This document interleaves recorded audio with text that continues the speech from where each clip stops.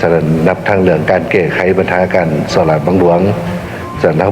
บกควรเบิ่งแต่เจ้าหน้าที่ของรัฐเขาต้องได้เบิ่งขอบมัดถึงประชาชนพลเมืองทรัพย์สินที่ได้มาเนี่ยเขาจะเคลื่อนไหวธุรกิจใดเขาจะมีโรงแรมเขาจะมีอาหารมีอย่างต่างๆเขาควรได้เบิ่งคำว่าสั่นแล้วเขาจะกระเสื่องอ้ำผลประโยชน์ที่เขาจะได้มาแบบบ่ถูกต้องเนาะจากการเคลื่อนไหวธุรกิจสีเทาหรือว่านับทางยาเสพติดสแกมเมอร์คอนเซนเตอร์ต่างๆสำหรับตัวนี้ก็อยากให้ลงเลิกเบิ่งแต่ว่าก็บ่สามารถเคลื่อนไหวได้คันมันพัวพันเกี่ยวกับเรื่องกฎหมาย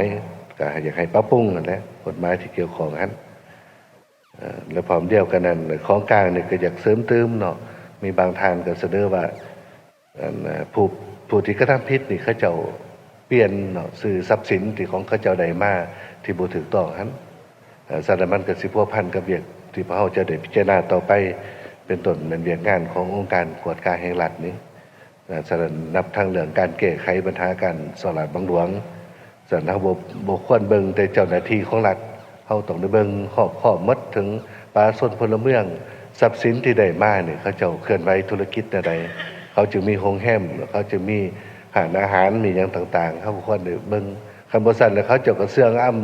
ำผลประโยชน์ที่เขาเจ้าได้มาแบบบ่ถูกต้องเนาะจากการเคลื่อนไหว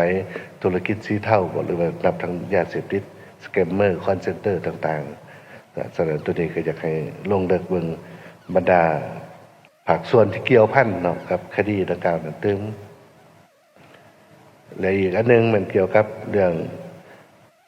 ปัญหาที่พัวพันกับงบประมาณเนาะที่ใช้เวลาข้าพเจ้าก็อยากเสนอว่ารัฐบาลของเฮาได้มีการจัดสรรงบประมาณให้บรรดากระทรวงองค์การที่เกี่ยวข้องแล้วสนับนับทั้งแขวงสนับอยากให้บรรดากระทรวงองค์การเกี่ยวข้องในแขวงนี้ได้จัดสรรแบ่งปันในเวียกงานที่จำเป็นในสังคมดื่มส่วนรัฐบาลก็จะหับเอากันเสนอนี้เพื่อไปกวดกาขึ้นว่างบประมาณที่ได้มาขึ้นใดเพื่อให้มันเหมาะสมเพื่อเหตุให้การเคลื่อนไหวของสององค์การดังกล่าวนี่สามารถปฏิบัติพระบทบาทของตนตื่นในต่อหน้าขอขอบใจข้าพเจ้าขอมีคำเห็นจะบทลงลึกละเอียดเพราะว่าอยู่ในแผนดำเนินงานของภาคส่วนเกี่ยวข้องกับสิมีแล้วแต่อยากเน้นให้เห็นจุดหนึ่งเพื่อให้พวกเขานี่เป็น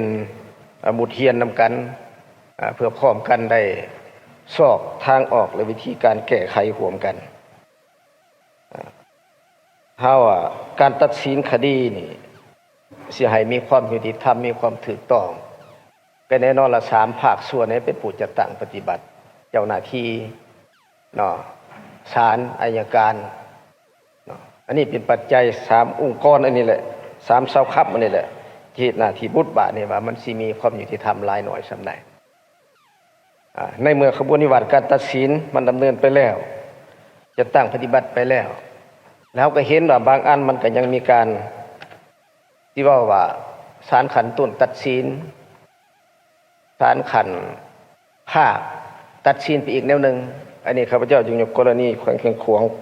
พวกข้าพเจ้าถึงว่าขบวนการตัดสินอันนี้ยังบ่ทันยุติบ่ทันสิ้นสุดแต่ข้าพเจ้าเห็นว่ามันก็ดำเนินมาเวลา8 ปีแหละยังบ่สิ้นสุดเป็นยังเอากันไปกันมาอยู่ฉะนั้นในเมื่อ2ศาลนี่นะตัดสินมันบ่เป็นเอกภาพกันเฮาควรจะมีกลไกอันใดอันหนึ่งบ่ลงไปกวดกาไปติดตามกวดกาการปฏิบัติหน้าที่ของศาลแต่ละขันเนี่ยเพราะว่าผู้พิพากษาพวกเฮานี่ก็เรียนจากสถาบันอันเดียวกันเนาะอาจารย์ก็สิเป็นอันเดียวกันนี่แหละผู้เดียวนั่นแหละสิสอน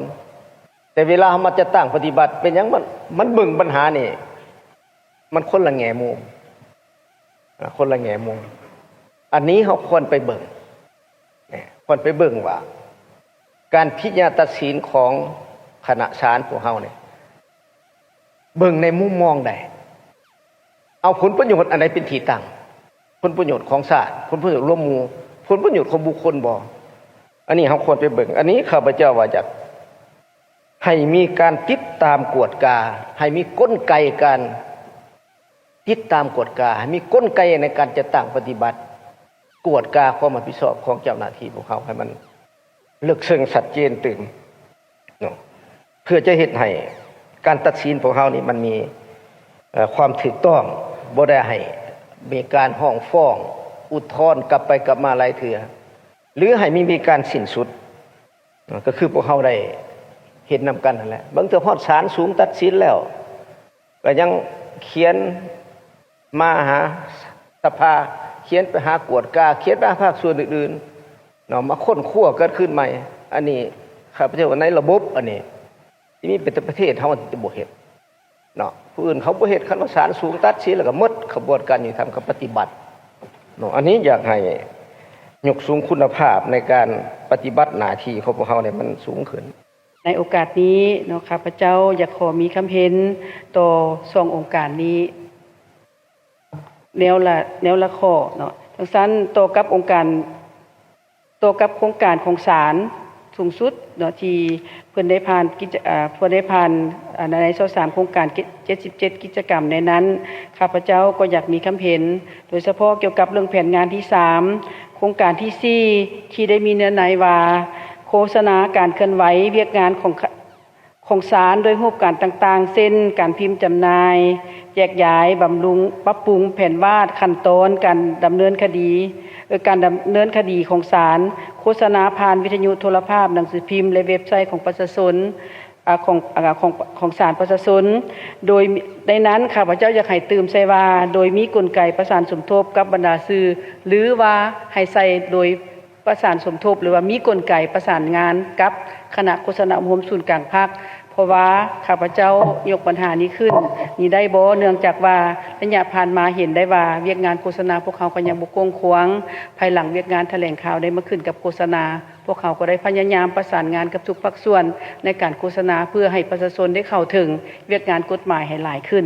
แล้วก็เฮ็ดให้กับเจ้าได้มีความเชื่อมั่นแล้วก็ในการตัดสินก็คือในการเข้าถึงของเวียกงานเพราะว่าผ่านมาเห็นว่ายังมีน้อยหลายเนาะอันนี้ข้าพเจ้าจะขอมีคำเห็นประสานขึ้นดังนั้นรายละเอียดกลไกต่างๆนั้นบ่จะเข้าเฮ็ดเวียกกับวิทยุบ่หรือว่าโทรภาพบ่หรือว่าหนังสือพิมพ์สื่อสิ่งพิมพ์ต่างๆพวกเขามีกลไกก็คือเอกภาพกับบรรดาสมาชิกสภาแห่งชาติของแต่ละฐานที่ได้มีคำเห็นไปแล้วนั้นถือว่าข้าพเจ้ามีคำเห็นมีความเป็นเอกภาพสูงเนาะโดยเฉพาะเป็นกลไกตัวกับอันที่2เนาะตัวปัญหาที่2ตัวกับองค์การอัยการก็เช่นเดียวกัน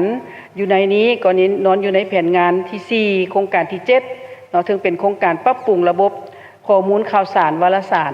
ของอัยการนี้อันนี้ก็เช่นเดียวกันเพราะว่าอัยการระยะผ่านมาแม่นี้ไม่สมทบกับโทรภาพแห่งชาติได้มีรายการหลัดแห่งกฎหมายเห็นได้ว่าประชาชนก็ได้เข้าถึงแล้วก็ได้รับรู้เนาะกันหลัดแห่งกฎหมายคือแนวใดมีกฎหมายแนวใดมีจักฉบับแนวใดเข้าถึงแนวใดห้องฟ้องแบบใดคดีเด็กแนวใดหรือว่าคดีแพ่งคดีอาญาอย่างต่างๆนั้นเนาะอันนี้ก็เป็นลักษณะคือแนวนั้นข้าพเจ้าก็อยากมีคำเห็นก็คือเสนอไปพร้อมๆกันคืออยู่ในนี้ข้าพเจ้าก็อยากให้ตื่มใส่ว่าเนาะอยู่เนื้อในมีว่าเก็บกำข่าวเนาะแล้วก็บทความเพื่อลงเสนอเพื่อลงหนังสือพิมพ์ออกโทรภาพวารสารและจัดพิมพ์เอกสารอัยการเป็นปกติตัวในหันค่ะพระเจ้าอยากเสนอให้ตื่มก็เช่นเดียวกันว่าโดยมีกลไกและประสานสมทบกับบรรดาสื่อหรือว่ากับคณะโฆษณาอบรมศูนย์กลางภาคและในนั้นเนาะอันที่2อยู่ในอัยการนี้ค่ะพระเจ้าก็อยากให้สืบต่ออัยการนี่อยากให้สืบต่อจะตั้งปฏิบัติรายการของรัฐแห่งกฎหมายนี้เพราะว่าข้าพเจ้าเห็นได้ว่ารายการดังกล่าวนี้มีความหมายสำคัญหลายและก็ได้ลงถึงประชาชนนอกจากนั้นโทรภาพนอกจากที่ว่าออกวิทยุออกโทรภาพอย่างต่างๆแล้วพวกเขายังมีเพจเนาะภายหลังมีรายการมีเพจแล้วก็โฆษณาช่วยตื่มเนาะในการลงโฆษณาเพราะเวียกงานโฆษณาพวกเขาก็มีความสำคัญหลายถ้าว่าบุคคลพวกเขาได้เข้าถึงบ่ว่าพ่อแม่ประชาชนลาวบรรดาเผ่าได้เข้าถึงเวียกงานโฆษณาการโฆษณาเวียกงานทางด้านกฎหมายของเขาแห่งนับมือนับกงขวางออกอันนี้ข้าพเจ้าก็หวังยังยิ่งว่าพวกเขาจะได้มีการประสานสมทบกันในต่อไปข้าพเจ้าเห็นว่ามี2ข้ออ่อนต้องได้แก้ไขอันที่1ก็เอกภาพกับสสจากเขต15ท่านสอนไสศิพดรได้มีคำเห็นนั้นเลิกซึ่งและมีคำเห็นข้าพเจ้าคิดว่าควรมีกลไกนอกจาก4ภาคส่วนที่พัวพันกับระบบยุติธรรมแล้วแต่ในระบบยุติธรรมนี่ก็บ่แม่นแต่4ภาคส่วนเนาะที่จะรับประกันหรือค้ำประกันของความยุติธรรมแต่ว่าเป็นเพียงต้นต่อเนาะต้นต่อฉะนั้นข้าพเจ้าคิดว่า4ภาคส่วนนี้ควรมีกลไกกับองค์การอื่นเนาะบ่ว่าองค์การแนวราวสร้างชาติองค์การจัดตั้งมหาชน ซึ่งมันพัวพันกับการไกลเกลี่ยแก้ไขปัญหาอยู่ขั้นพื้นฐานก่อนสิขึ้นฮอดขั้นศาลถ้าฮอดศาลล่ะข้าพเจ้าศาลก็มีแต่ตัดสินข้าพเจ้าคิดว่าคัดตัดสินก็มีได้มีเสียเนาะก็แน่นอนก็มีโจทย์กับจำเลยฉะนั้นอันนี้ปัญหาสำคัญมันการแก้ไขกลไกการประสานงานนี้ข้อที่2ข้าพเจ้าเห็นว่าองค์ประกอบของการสืบสวนสอบสวนซึ่งจะเป็นพื้นฐานขององค์ประกอบในการตัดสินเนาะและเป็นองค์ประกอบและเงื่อนไขของการปฏิบัติคำตัดสินของศาลเพราะบางเทื่อเอาปฏิบัติคำตัดสินปฏิบัติบ่ได้ก็ย้อนรับบ่ได้ต่อการตัดสินแต่การตัดสินนั้นก็ย้อนองค์ประกอบในการตัดสินมันบ่ครบเนาะบางเทื่อถูกกฎหมายแต่บ่ถูกตัวจริงเนาะอันนี้มันสำคัญตัวอย่างกรณีของตึกหนึ่งก่อสร้างเนาะพวกเขาไปกวดเบิ่งสมมุติตึกล่มถล่มนะไปเบิ่งหันมันก็ถูกแล้วเนาะถูกตามกฎหมายเพราะว่าอันเทคนิคกวดมาว่าเล็กเท่านั้นเล็กเท่านี้แต่ตัวจริงมันบ่แม่นเนาะฉะนั้นไปกวดตามเอกสารน่ะถูกตามนิติกรรมแต่ตัวจริงมันบ่แม่นฉะนั้นศาลก็ตัดสินศาลสิไปอิงใส่ตัวจริงก็บ่ได้ศาลบ่ได้ไปเจาะไปเบิ่งศาลเบิ่งแต่เอกสารของโยธายังยืนว่าถูกแล้วตัวนี้ก็ไปตัดสินตามตัวนั้นนะฉะนั้นข้าพเจ้าคิดว่าปัญหานี้มีความสำคัญหลายสำหรับศาลนี้ข้าพเจ้าคิดว่าก็อยู่ในประเทศใดหนึ่งก็มีแต่ศาลและเป็นผู้ตัดสินบ่มีผู้ใดตัดสินฉะนั้นข้าพเจ้าคิดว่าก่อนศาลจะตัดสินนี้พวกเราควรรับประกัน3ปัญหาที่สำคัญอันที่1ต้องแก้ไขกระแสแนวคิดของสังคมอันนี้เรื่องงานแนวคิดก็มีความสำคัญเพราะสังคมทั่วไปบ่แม่นแต่ประเทศเราประเทศอื่นก็คือกันข้าเจ้าก็เข้าใจว่าตอนเช้าได้ไปนำโจทย์ตอนแลงไปนำจำเลยสุดท้ายก็เห็นใจศาลจักสิไปนำไผเขาบ่ไปก็บ่ฮู้สิเฮ็ดแนวใดเอาไปมาแล้วบ่อยากไปใส่เลยศาลก็ได้ฉะนั้นอันนี้อันที่1ต้องแก้ไขกระแสแนวคิดปัญหาที่2นี้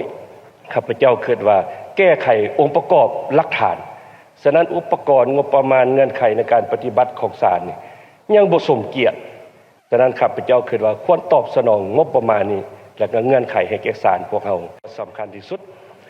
แม่นกำหนดคู่มือเนาะที่เป็นบรรทัดฐานมาตรฐานในการตัดสินบางกรณีคดีเดียวการลงโทษแตกต่างกันฉะนั้นข้าพเจ้าคิดว่าปัญหานี้ควรเอาเข้าอยู่ในแผนของศาลและก็อัยการ